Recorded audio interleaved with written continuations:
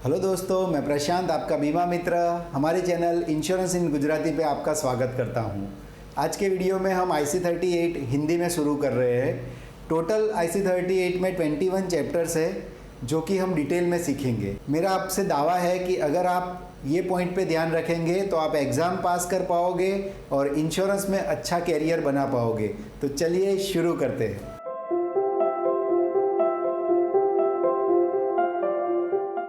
सबसे पहला जो चैप्टर है वो है बीमा इतिहास। तो इसको हम डिटेल में सीखते हैं। नाउ इस चैप्टर में हम टोटल 4 पॉइंट सीखेंगे, जो कि है इंश्योरेंस का हिस्ट्री क्या है, इंश्योरेंस काम कैसे करता है, इंश्योरेंस की डेफिनेशन क्या है और जोखिम को हम डिटेल में सीखेंगे।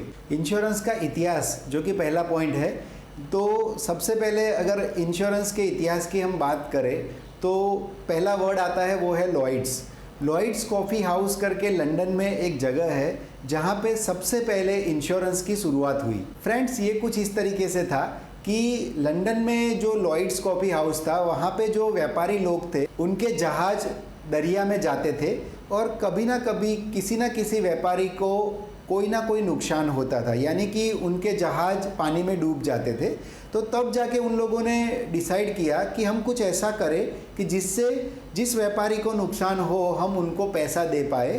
तो यहाँ से सबसे पहले इंश्योरेंस का थॉट इनके दिमाग में आया और इसीलिए एक क्वेश्चन एग्जाम में आता है, आधुनिक बीमा की शुरुआत कहाँ से हुई?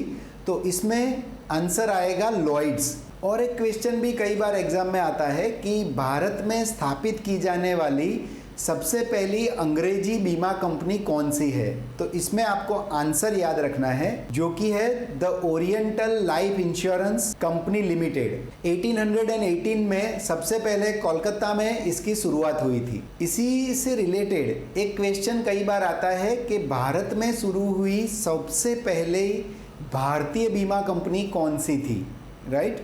तो इसमें आंसर आएगा Bombay mutual assurance society limited, जो कि शुरू हुई थी 1870 में। अगर आपको ऐसा पूछा जाए कि भारत में शुरू हुई गैर जीवन बीमा कंपनी कौन सी है, तो इसमें आंसर आएगा ट्रिटोन इंश्योरेंस कंपनी लिमिटेड, जो कि जनरल इंश्योरेंस कंपनी है और इसको हम नॉन लाइफ इंश्योरेंस कंपनी भी कह सकते हैं। अच्छा, कई बार फ्रेंड्स एग्जाम में आपको ये भी क्वेश्चन आता है कि सबसे पुरानी इंश्योरेंस कंपनी कौन सी है? तो इसमें आपको उत्तर याद रखना है नेशनल इंश्योरेंस कंपनी लिमिटेड, जो कि 1906 में शुरू हुई थी। आज भी ये कंपनी भारत में है। अब फ्रेंड्स हम दूसरे टॉपिक पे आते हैं जो कि है जोखिम। जहाँ पे भी इंश्योरेंस या बीमा वर्ड आता है वहाँ पे जोखिम आता ही है। तो आप प्रैक्टिकली समझो कि जोखिम को हम किस तरीके से डील कर सकते हैं, इसी से रिलेटेड हमारा टॉपिक है, राइट? तो इसमें रिस्क जो कि है जोखिम, तो जोखिम को डील करने का सबसे पहले जो तरीका है वो है रिस्क ट्रांसफ़र, राइट? यानी जोखिम दूसरे को देना।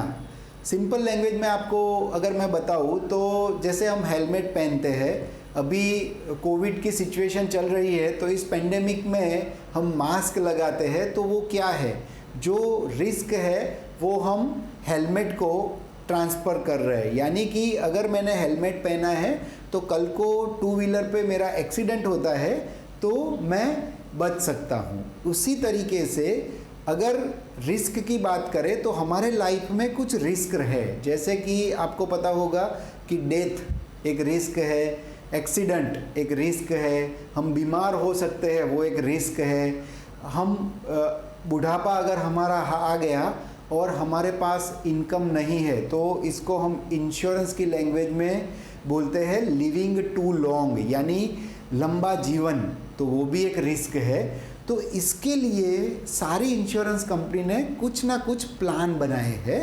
तो रिस्क को सबसे पहला जो तरीका है रिस्क से डील करने का वो है रिस्क ट्रांसफ़र, यानी कि मैं अगर जीवन बीमा लेता हूँ तो मैं मेरा जो जोखिम है वो इंश्योरेंस कंपनी को ट्रांसफ़र कर रहा हूँ। हाँ, तो फ्रेंड्स यहाँ पे आपका रोल सबसे ज़्यादा इम्पोर्टेंट है, बिकॉज आप वो कड़ी हो जो इंश्योरेंस कंपनी और क्लाइंट को जोड़ते हो। तो यहाँ पे रिस्क ट्रांसफ़र का मतलब क्या समझना है? जोखिम दूसरे को देना, यानी कि मैं बीमा लेता हूँ या तो मैं मेरा जोखिम इंश्योरेंस कंपनी को दे रहा हूँ। रिस्क से डील करने का दूसरा जो तरीका है वो है रिस्क रिटेंशन।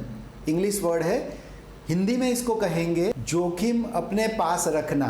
इसका बहुत सिंपल एग्जाम्पल है, अगर कोई इंश्योरेंस नहीं लेता, वो सोचता है कि कल को जो होगा देखा जाएगा। फॉर एग्जाम्पल किसी का मकान है और उसकी रेंट इनकम आ रही है, उस हिसाब से वो सोचता है कि मुझे इंश्योरेंस की कोई ज़रूरत नहीं है, मुझे रेंट में से इनकम आ रही है, तो वो इंश्योरेंस नहीं लेता है। तो इस केस में इसको क्या कहा जाएगा, उसने रिस्क रिटेंशन किया, यानी खुद का जोखिम खुद के पास रखा, राइट। जो कि हम कह सकते हैं कि जोखिम को डील करने का अच्छा तरीका नहीं है। इसको हम स्व बीमाकरण भी कहते हैं। आपको एग्जाम में पूछ सकते हैं कि महेश भाई है जिन्होंने कोई बीमा नहीं लिया है और उनकी भाड़े की इनकम आ रही है, तो ये किस चीज़ का एग्जाम्पल है। तो आपको याद रखना है स्व बीमाकरण या रिस्क रिटेंशन का एग्जाम्पल है। तीसरा तरीका है जोखिम के साथ डील करने का, वो है रिस्क रिडक्शन एंड कंट्रोल। इसका सबसे अच्छा एग्जाम्पल है फ्रेंड्स ट्रेनिंग। अगर हम ट्रेनिंग लेते हैं तो हम रिस्क को कम कर रहे हैं, जो हानि होगी वो कम होगी, राइट। फॉर एग्जाम्पल कई बार आपने देखा होगा कि कई फैक्ट्री में मॉक ड्रिल होती है, यानी फायर ड्रिल भी इसको कहते हैं, जिसमें कि पहले से वो सिचुएशन क्रिएट करते हैं कि अगर फैक्ट्री में आग लग गई तो उस टाइम पे हर लोग कैसे डील करेंगे। तो इसको मॉक ड्रिल भी कहते हैं, जो कि कई बार फैक्ट्री में की जाती है। तो ये मॉक ड्रिल क्या है, इससे रियल जो प्रॉब्लम आएगा तब उनके पास सॉल्यूशन एम्प्लॉय को पता होगा, राइट। कहने का मतलब है कि किसी भी तरीके की ट्रेनिंग वो हमारा रिस्क कम करती है। तो तीसरा जो तरीका मैंने आपको बताया वो है रिस्क रिडक्शन और रिस्क कंट्रोल। आप जो ये ट्रेनिंग ले रहे हैं वो भी एक तरीके का रिस्क रिडक्शन ही कह सकते हैं। एग्ज़ाम में पास होने के जो चांसेस है वो इससे बढ़ जाते हैं अगर आपने ट्रेनिंग ली है। तो आपको कई बार रोल प्ले भी करना है। जब आप एग्ज़ाम पास करके फील्ड में जाते हो, तो जब क्लाइंट के साथ आप बैठते हो फाइनेंशियल प्लानिंग करने के लिए, तो आपको पहले वो सिचुएशन समझना है कि आप कैसे उनसे फाइनेंशियल प्लानिंग के लिए बात शुरू करेंगे। तो इसको हम इंश्योरेंस की लैंग्वेज में रोल प्ले भी बोलते हैं, जो कि बहुत फ़ायदेमंद होता है क्योंकि आप रियल कॉल का पहले से प्रैक्टिस करके जाते हो। इसके बाद मैं तीसरे टॉपिक पे आता हूँ, जो है बीमा की परिभाषा, इंश्योरेंस की डेफिनेशन। सिंपल डेफिनेशन अगर मैं बताऊं तो ये है रिस्क ट्रांसफर मैकेनिज्म, यानी जोखिम दूसरे को देना। अब यहाँ पे हम लास्ट वाले पॉइंट पे आते हैं, वो है इंश्योरेंस का बेनिफिट क्या है। इंश्योरेंस के अगर मैं बेनिफिट की बात करूँ तो अगर हमने बीमा करवाया है तो कल को कुछ भी अघटित घटना होती है मेरे साथ, तो मेरे फैमिली को फाइनेंशियल हेल्प रहती है। तो ऐसा कहा जाता है कि बीमा लेने से जो बंदा है वो वापस नहीं आने वाला, पर उसके जाने से जो फैमिली को फाइनेंशियल लॉस है उसको हम फुलफिल कर सकते हैं। अगर हम जनरल इंश्योरेंस की बात करें तो जनरल इंश्योरेंस में क्या बेनिफिट होते हैं, अगर कोई बीमारी लग गई और उसकी वजह से जो फाइनेंशियल लॉस हुआ तो जनरल इंश्योरेंस उसको फुलफिल करता है, राइट। सेम वे अगर फैक्ट्री में वर्कर्स के इंश्योरेंस ले रखे हैं,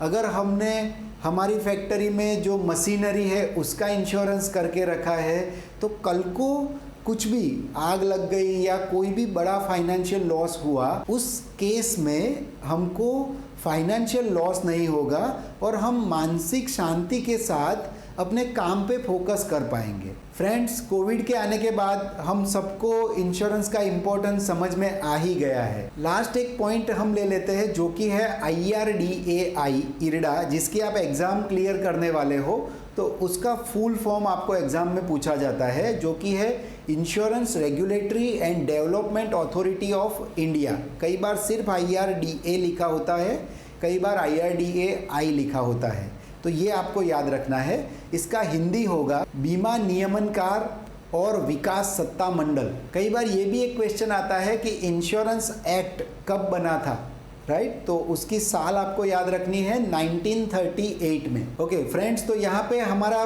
चैप्टर 1 कंप्लीट होता है। आपको बता दूं कि आपको एग्ज़ाम में टोटल 50 क्वेश्चंस आएंगे, जिसमें से 17 मार्क पे हम एग्ज़ाम को क्लियर कर पाएंगे। आपकी एग्ज़ाम में कोई भी नेगेटिव मार्किंग नहीं रहता, तो आपको याद रखना है कि आपको सारे 50 क्वेश्चंस अटेंड करने हैं। Best of luck, keep learning.